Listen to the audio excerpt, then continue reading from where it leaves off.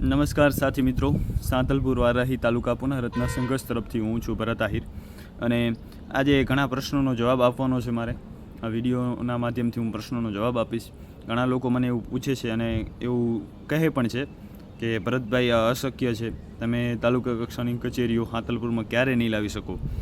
અને ઘણા લોકોનું એવું કહેવું છે કે આ કામ તો નહીં થઈ શકે કારણ કે કોઈને રસ નથી.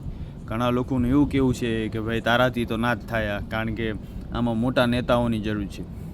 બધા પ્રશ્નોનો જવાબ આપીશ મુદ્દા વાઇઝ. ટૂંકમાં સમજાય તો ટૂંકમાં સમજાવી દઈશ. તો જે આ બાબત છે કે ભાઈ તાલુકા કક્ષાની કચેરી લાવવી અશક્ય છે, તો એ અશક્ય તો પહેલી વાત એ કે આ દુનિયાની અંદર અશક્ય તો કાંઈ છે જ નહીં. બધું શક્ય છે, તમે જે ધારો એ કરી શકો. અને કદાચ ભવિષ્યની અંદર ન કરે નારાયણ અને જો આપણે તાલુકા કક્ષાની કચેરીઓ સાંતલપુરમાં ના લાવી શક્યા અને પૂર્ણ તાલુકો સાંતલપુરને ન બનાવી શક્યા, તો જે મારો પ્રયત્ન હતો એમાં હું એકદમ ભૂકા કાઢી નાખું એટલો પ્રયત્ન હું કરું છું. તમે જાણો જ છો બધા, ગામે ગામે એકલો દોડ્યો, ટીમ સાથે દોડ્યો, પણ આમ દોડ્યો તમારા માટે ખૂબ મહેનત કરી મેં અને હજી પણ કરવાની છે. એવું નથી, હું એમ નથી કહેવા માંગતો કે હું હાર માની ગયો. કહેવાનો અર્થ કહેવાનો હેતુ એ કે મેં મારી જે મહેનત હતી એ પ્રમાણે ફૂલ મહેનત કરી છે અને હજી કરવાનો છું. પણ ક્યાંક ને ક્યાંક આપણામાં જ કચાશ છે. તમે જાણો છો ઘણા ગામોની અંદર એવા અમને બહાના દેવામાં આવે કે ભાઈ અમે તો ખેતરે હતા અને અમારે વાવણી હતી ને અમારે દુકાનો હતી ને અમારે ફલાણું ને અમારે ઢીકણું ને એવી રીતે બહાના કરવામાં આવે. એક દિવસ પહેલાં જ અમે જાણ કરવામાં આવે અમારા દ્વારા કે ભાઈ આવી રીતે સભા કરવામાં આવશે. તે છતાં ગામની અંદર ગામના જ લોકો, આયોજકો જ ગામના લોકો જ હાજર નથી હોતા અને ઘણા ગામોની અંદર આપણે જોયું કે સરપંચો હાજર ના હોય, આગેવાનો કોઈ હાજર ના હોય, ભાજપના નેતાઓ કે કોંગ્રેસના નેતાઓ કોઈ હાજર ના હોય. એટલે કોઈને અંતે રસ જ નથી અને બીજી વાત, કદાચ જો તાલુકા કક્ષાની કચેરી આપણને નહીં મળે, આવનારા 2027ની ચૂંટણીઓ જે છે એ ત્યારબાદ પણ જો આપણને નહીં મળે, તો એનો અર્થ એ થશે કે આ મારી કોઈ ભૂલ નહીં ગણાય. એમાં ભૂલ ગણાશે આપણા વિસ્તારના આગેવાનો જે છે એમની ત્રેવડ નથી.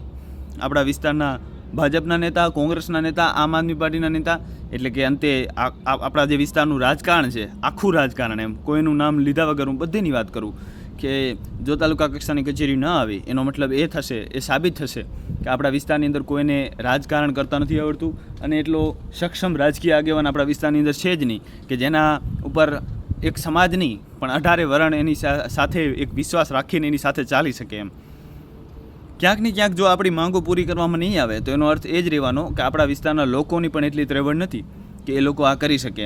તમે જાણો છો અમારા જે પ્રયત્ન છે એના અંદર પણ અત્યારે જુઓ ઘણા ગામોની અંદર એવું થાય છે કે જે પ્રમાણે સંખ્યા આવવી જોઈએ, જે પ્રમાણે સભાની અંદર લોકો જોડાવા જોઈએ એટલા નથી આવતા. તો ક્યાંક ને ક્યાંક એવું જ છે. એનું મુખ્ય કારણ એ જ છે કે ભાઈ આપણા વિસ્તારની અંદર પબ્લિકની અંદર જાગૃતતા નથી અને જે જાગૃતતા લાવવા માટે અમે જાગૃતતા અભિયાન ને એવું બધું ચલાવી રહ્યા છીએ, પણ તે છતાં લોકો નથી આવતા. જે લોકોનો પાયો મજબૂત નથી એમનો પાયો મજબૂત કરવાના પ્રયત્ન અમે કરી રહ્યા છીએ આ બાબતે, પણ તે છતાં લોકો નથી આવતા. અમે રાજકારણ ના થાય, અમે કોઈને એવું ના લાગે કે આ કોંગ્રેસનો છે કે ભાજપનો છે, એટલા માટે અમે બિનરાજકીય રીતે સંગઠન આખું બનાવ્યું અને એવા પ્રયત્ન કર્યા કે બધા લોકોને અમે જાહેરમાં આમંત્રણ આપ્યું છે અને આવું આવી શકે. અને તે છતાં તમે પક્ષનું નામ જોડી દો, તે છતાં તમે એવું કહો કે ભાઈ આ લોકો આના વિરોધ કરવા આવે ને આના વિરોધ કરવા આવે. અને ઇનકેસ જો વિરોધ કરવા આવ્યા હોય, હવે માની લો ધારો કે વિરોધ કરવા માટે આવ્યા હોઈએ અમે, તો તે છતાં પણ આપણું કામ થઈ જાય તો પછી વિરોધ છે નો ઇનકેસ કોઈનો વિરોધ કરવા આવ્યા હોઈએ અમે, તો આપણું જે કામ જે તાલુકા કક્ષાની કચેરી લાવવાની છે એ જો સામેથી મળી જાય આપણને તો પછી વિરોધ છે નો. પછી તો આપણે વખાણ જ કરીએ ને કે આ લોકોના કારણે આ થયું. અને ભવિષ્યની અંદર આવનારા વર્ષોની અંદર ઇતિહાસમાં પણ મતલબ એક નામ એવું બની જશે કે આવનારા ભવિષ્યમાં ઇતિહાસમાં એક નામ એવું રહેશે કે ભાઈ આ લોકોના કારણે આ કચેરી આવી.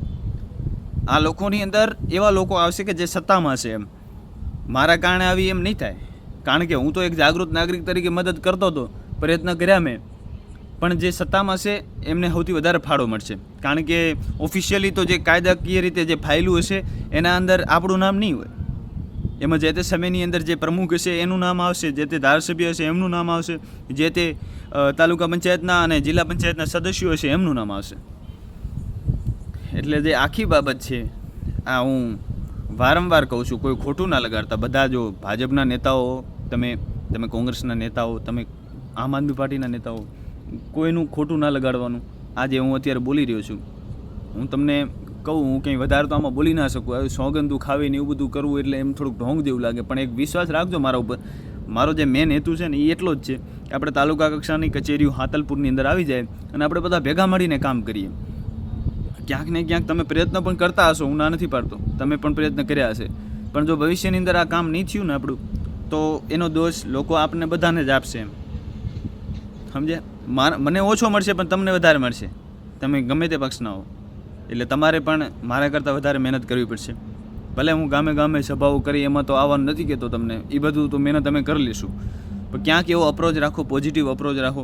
હવે અમુક જગ્યાએ અમે ગામમાં સભાઓ કરી તો તમે અમને કોલ કરીને એમ તો કહી શકો એમ કે ભાઈ તમે સારું કામ કરી રહ્યા છો. આ તો અમારે તમને સામેથી કોલ કરવા પડે, આ તે બધું, આ બધી વસ્તુ સમજવા જેવી એમ. આમાં રાજકારણ રમવાનું ના આવે, આપણા વિસ્તારની વાત છે. એટલે કંઈ ભૂલથી બોલાઈ ગયું તો મને માફ કરજો, પણ મારો હેતુ એક જ છે કે આપણા વિસ્તારની અંદર આ કામ થઈ જવું જોઈએ એમ, તાલુકા કક્ષાનું. અને આ વિડીયો પૂરેપૂરો જોયો હોય તો ખૂબ ખૂબ આભાર. એનો મતલબ કે તમને પણ રસ છે આપણા વિસ્તારના વિકાસમાં. ધન્યવાદ.